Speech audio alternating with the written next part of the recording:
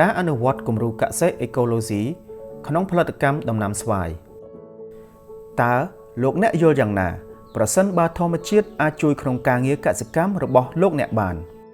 តាមរយៈការអនុវត្តការធ្វើកសិកម្មបែបកសិអេកូឡូស៊ីវាជាការធ្វើកសិកម្មដែលឆ្លៀសវៃដោយប្រើចំណេះដឹងឬបច្ចេកទេសប្រចាំថ្ងៃ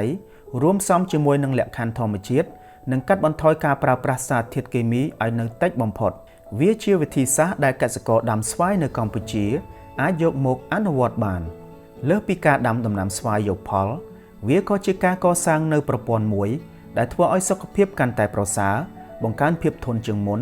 តាមរយៈការអនុវត្តគោលការណ៍កសិអេកូឡូស៊ីលោកអ្នកអាចកាត់បន្ថយចំណាយដោយកាត់បន្ថយការប្រើប្រាស់ធាតុចូលផ្សេងៗដើមស្វាយដុះលូតលាស់ល្អនិងបានចូលរួមការពារធម្មជាតិដែលជាមូលដ្ឋាននៃការធ្វើកសិកម្មប្រកបដោយចីរភាពដែលឆ្លើយតបទៅនឹងផលប៉ះពាល់នៃការប្រែប្រួលអាកាសធាតុនិងភាពមិនច្បាស់លាស់នៃទីផ្សារទី1សុខភាពដីជាមូលដ្ឋានគ្រឹះនៃអ្វីៗគ្រប់យ៉ាងដើមស្វាយអាចមានសុខភាពល្អក៏ព្រោះតែបានដាំដុះលើដីដែលមានជីជាតិល្អជំនួសឲ្យការពឹងផ្អែកលើការប្រើប្រាស់ជីគីមីកសិករអាចបង្កើនជីជាតិដីតាមរយៈការប្រើប្រាស់ជីកំប៉ុស្តសរីរាង្គសំណល់រុក្ខជាតិនិងជីលាមកសត្វជាដើមដាំដំណាំគម្របដីដូចជារុក្ខជាតិចង្ក្រងស្វាសណ្តែកសៀងឬសណ្តែកបាយនៅតាមចន្លោះរងនិងចន្លោះជួរដើមស្វាយមិនត្រឹមតែអាចជួយបង្កើនសារធាតុទៅក្នុងដីសម្រាប់ការលូតលាស់នៃដើមស្វាយប៉ុណ្ណោះទេប៉ុន្តែវាក៏អាចជួយកាត់បន្ថយការហូរច្រោះដីរក្សាអតិសុខុមប្រាណក្នុងដីនិងបង្កើនជីជាតិដីតាមបែបធម្មជាតិបានទៀតផងជម្រាបសួរពូមីងបងប្អូនកសិករទាំងអស់គ្នាថ្ងៃនេះខ្ញុំបាទស្ថិតនៅក្នុងចំការស្វាយក្រុមហ៊ុន Pirirom Food Production ហើយថ្ងៃនេះខ្ញុំនឹងសូមចែករំលែកពីបទពិសោធន៍ក្នុងការងារធ្វើកសិអេកូឡូស៊ីលើដំណាំស្វាយក្នុងនោះគឺយើងចាប់ផ្ដើមពីការធ្វើដំណាំឆ្លាស់ជាមួយយើងចាប់ផ្ដើមសាកល្បងជាមួយស្លឹកគ្រៃជាមួយល្មៀតជាមួយនឹងម្ទេសនៅក្នុងចន្លោះរងស្វាយហើយដូចបងប្អូនឃើញកសិករឃើញអញ្ចឹងយើងមានដំណាំ cover crop ដែលយើងមានសក្រងស្វាយើងមានសាកល្បងជាមួយស្នោគោកជាមួយសណ្តែកបាយដើម្បីធ្វើការកែប្រែគុណភាពដីនៅក្នុងចម្ការផងយើងជាមួយគ្នានេះដែរក្នុងការគ្រប់គ្រងកត្តាចង្រៃទៅលើដំណាំស្វាយយើងបានប្រើប្រាស់នៅវិធានការចម្រុះដូចជាពពួកចាពពួកអីជាដើមដោយសារយើងកាត់បន្ថយក្នុងការបរបាញ់នៅក្នុងចម្ការហើយជាមួយនោះបែបរូបសាស្ត្រគឺយើងបានប្រើប្រាស់នៅអន្ទាក់ភ្លើងក្នុងការគ្រប់គ្រងពពួកមេអំបៅដែលជាប្រភពនៃការបង្កកើតនៅដង្កូវដែលយើងធ្វើការគ្រប់គ្រងនិង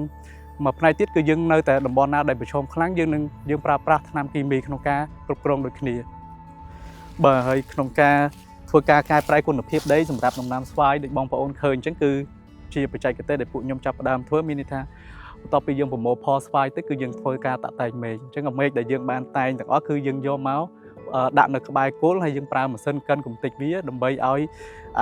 ស្លឹកស្វាយនិងមែកស្វាយទាំងអស់ហ្នឹងក្លាយទៅជា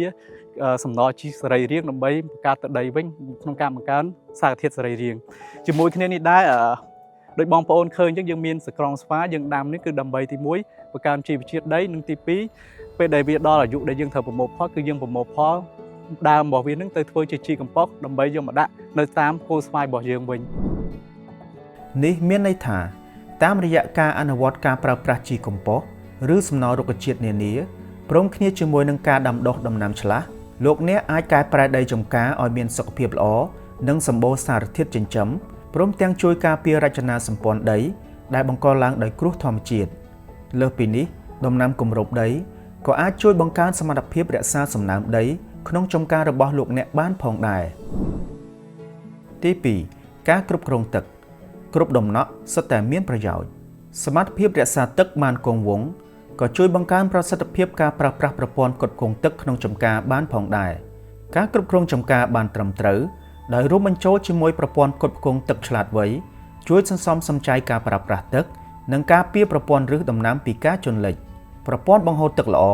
មានសារៈសំខាន់ជាពិសេសសម្រាប់ដំណាំស្វាយ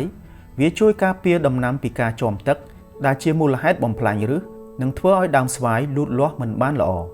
ពិសេសជាងនេះផ្ទៃដីជាំទឹកមានកាន់តែតិចក៏មានន័យថាសត្វល្អិតនិងជំងឺក៏មានកាន់តែតិចផងដែរទី3ជីវៈចម្រុះធម្មជាតិជាខែលការពារការដាំស្វាយតាមបែបកសិអេកូឡូស៊ីនឹងបង្កើនជីវៈចម្រុះសម្បូរបែប តាមរយៈការដាំឬទុករុក្ខជាតិដែលមានស្រាប់ស្មៅនិងរុក្ខជាតិផ្កា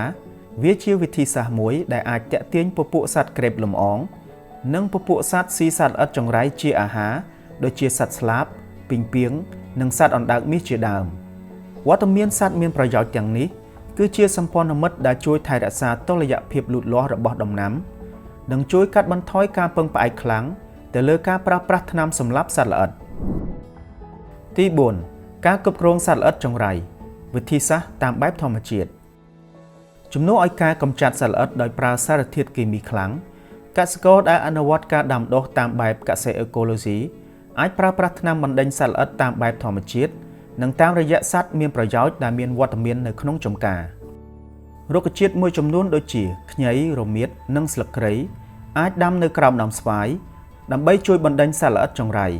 ស្របគ្នានោះដែរវាក៏ជាដំណាំដែលកសិករអាចដាំនិងលក់យកកម្រៃបានផងដែរសត្វល្អិតមានប្រយោជន៍ផ្សេងទៀតដែលគួរមាននៅក្នុងចម្ការមានដូចជាសត្វអង្ក្រងនិងសត្វឃ្មុំសុទ្ធតែជាភ្នាក់ងារកម្ចាត់សត្វល្អិតចង្រៃដ៏អស្ចារ្យសត្វអង្ក្រងរស់នៅតាមមែកស្វាយនិងស៊ីសត្វល្អិតជាអាហារចំណែកសត្វឃ្មុំមិនត្រឹមតែជួយក្នុងដំណើរលំអងដែលជួយផ្ដល់នូវទិន្នផលខ្ពស់ប៉ុណ្ណោះទេ